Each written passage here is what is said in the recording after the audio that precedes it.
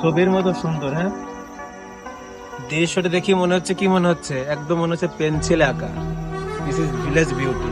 Wow, এটা কি ফুল যেন? সরিষা ফুল। ফুল। আর এখন আমরা এনজয়িং দ্য সানসেট। সূর্য এখন নেমে যাবে। আর this is my one of my favourite place. এখান থেকে হাঁটতে আমার খুব ভালো লাগে। শেষ বিকেলের গ্রামীণ মায়ায় আমরা পড়ে গেছি একদম। মানে এইখানে যখনই আসি আমি, এই প্লেসে আমার দাঁড়াইতেই হবে 1 মিনিটের জন্য হলো। কারণ আছে, আপনারাই দেখুন কি সুন্দর ভিউ চারিপাশে। আমরা সামনে কিন্তু আমাদের মধুমতি নদী, ঠিক আছে? তো এই হলো অবস্থা। যত দূর চোখ যাবে আপনার সামনে সব মনে করেন সরিষার ক্ষেত। Wow, late afternoon, this is called late afternoon. শেষ বিকেলের পরিবেশ, বিশেষ করে আপনার গ্রামীণ পরিবেশগুলা সত্যি অনেক সুন্দর।